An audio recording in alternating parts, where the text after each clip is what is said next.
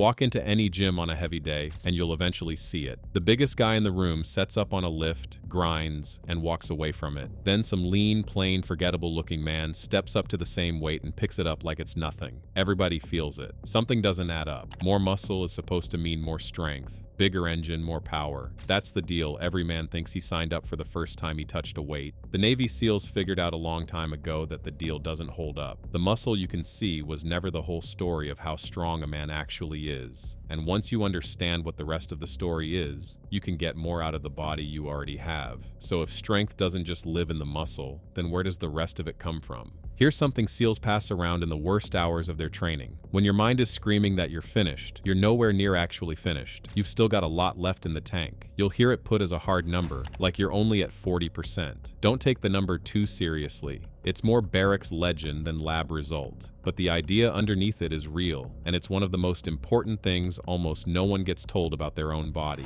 Your brain will not let you use all of your muscle, not even close. It keeps a reserve locked up, and it guards that lock hard. Think about what happens when you pick something up. Your brain doesn't switch the whole muscle on at once. It brings it online in pieces, and only as many pieces as the job seems to need. Lift a pencil, it wakes a sliver. Lift something that scares you, it reaches for more, and it always reaches in the same order. The small, weak fibers come on first. The big, powerful ones, the fibers that actually make you strong, come last. And they're the hardest to wake up. Your brain treats them like an emergency tank. They burn out fast, and they pull hard enough to hurt you, so it won't spend them until you force its hand. That lock isn't a flaw. It's your body protecting itself from its own power. That's the real reason a new lifter gets noticeably stronger in his first few weeks while looking exactly the same in the mirror. He hasn't built anything yet. New muscle takes months. What changed is access. His brain has learned to reach deeper into the muscle he already had. First, you learn to use the engine. Later, you build a bigger one. So the first hidden piece isn't the muscle at all. It's how much of that muscle your brain is willing to hand you, and that part can be trained.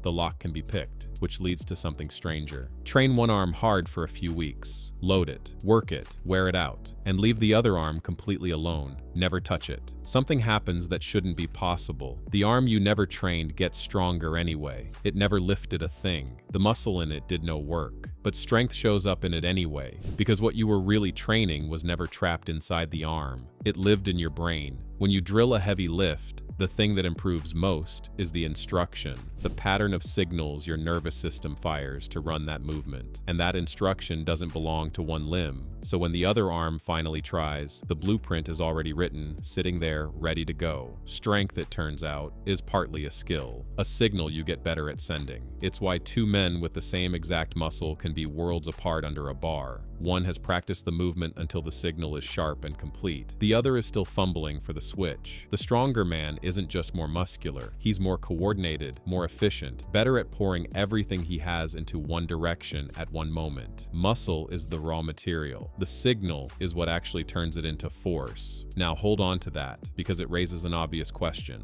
If the brain does this much of the work, does the size of the muscle even matter? It does, just not the way you think. Take two men with the same size arm, and it turns out that arm can be built out of very different stuff. Some muscle fiber is wired for endurance, the slow kind that lets you move all day without quitting. Some is wired for force, the fast, powerful kind that fires hard and burns out in seconds. Every man carries both. But the mix is different from one person to the next, and you were mostly born with yours. Two arms that look identical, and one is packed with more of the powerful stuff. Nothing on the surface would ever tell you. And here's the part that stings. Take a big muscle and a lean one. Measure the actual force each can make for its size, and the big one doesn't automatically win. A body built purely for show can carry fiber that makes less force, inch for inch, than a smaller frame trained for strength. The size went up. The usable force didn't follow. Size and strength are built in two different ways, and a man can walk out of years of training with plenty of one and surprisingly little of the other. So the muscle in the mirror is a hint. It is not the answer. What matters is how much real force that tissue can make, and then whether that force can even reach the ground, because it has to get there first. Your muscles aren't bolted to the weight in your hands. They're bolted to your bones. Through your tendons, the tough cords that tie muscle to skeleton. The muscle pulls. The tendon carries the pull. The bone moves the load. load. Every bit of force you make has to run through that cable to do anything at all. And a cable can carry force clean, or it can leak it. A good tendon does more than carry force. It adds to it. Draw a bow back and hold it, nothing moves, just tension sitting there. But that drawn bow is storing everything you put into it, and the second you let go, it hands all of it back at once and fires the arrow. Your tendons do the same thing. Watch a man jump. Right before he goes up, he dips down. That dip isn't wasted motion. It loads the tendons like that drawn bow, and when he explodes upward, they snap back and throw their own force on top of what the muscle is doing. Explosive strength isn't pure muscle. It's muscle plus the kick a stiff, well-built tendon gives you for free. But tendons come with a warning, and men tend to learn it the hard way. Muscle gets strong fast, a few weeks. Tendons are slow, months, because they get far less blood. So there's a stretch of time where the muscle can already pull harder than the tendon is built to survive. The engine gets upgraded before the frame can hold it.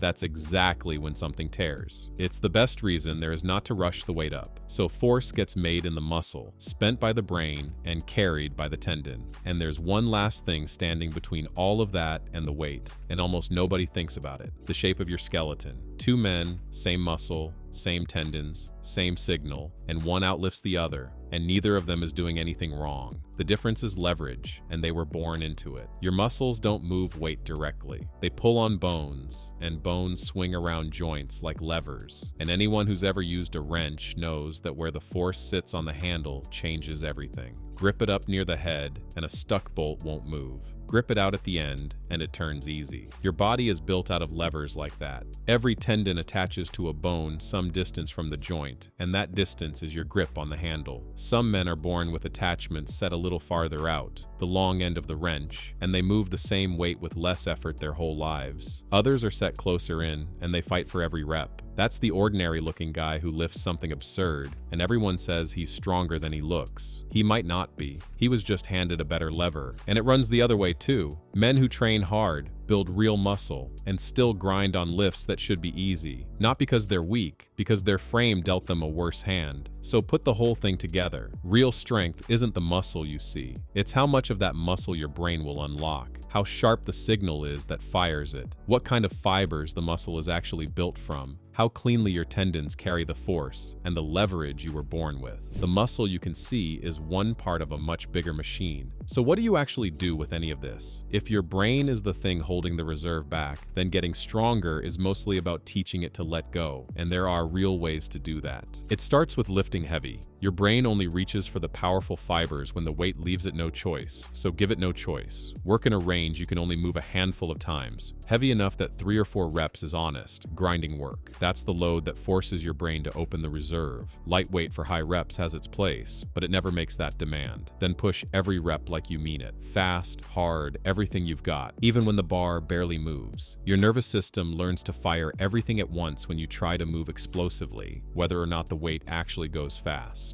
The intent is the lesson. Grinding a rep up half asleep teaches your brain nothing. And rest a few real minutes between sets, because the thing you're training is that signal, and the signal fades when you're gassed. Treat your main lifts as skills, because that's half of what they are. The more times your brain runs a movement, the better it gets at sending the signal for it. So pick a few core lifts and train them often, 2 or 3 times a week, instead of destroying them once and disappearing for 10 days. If you want a stronger squat, you squat often. You're not just working the muscle, you're rehearsing the signal over and over until it's clean, and know what wrecks all of it. Taking every set to total failure. Going until you can't move feels productive, but it fries the exact signal you're trying to sharpen, and it leaves you too smoked to practice well. Stop a rep or 2 short on most of your sets. Save the all-out efforts for once in a while, not every session. And don't chase the pump for its own sake. A pump is size talking. Size is fine, but you came here for force. 2 last things. Add weight to the bar slowly, because your tendons are still catching up to your muscle, and that gap is where men get hurt. Give them the months they need instead of forcing the issue in weeks, and make your peace with leverage. It's the one item on this list you can't change, so stop measuring yourself against a man whose skeleton just handed him a better deal. Measure yourself against what you lifted last month, which brings it back to where the SEALs started. They never worshipped the biggest body in the room, because they'd watched too many big bodies quit. What they trained was the whole machine. The ability to keep going when the mind says stop, the skill to fire everything at once, the durability ability to keep making force when the tank is empty. That's the strength that holds up when it counts, not the strength you wear, the strength you can actually reach for on the worst day, when everything is on the line. The muscle is only one part of it. Real strength is the whole machine working together.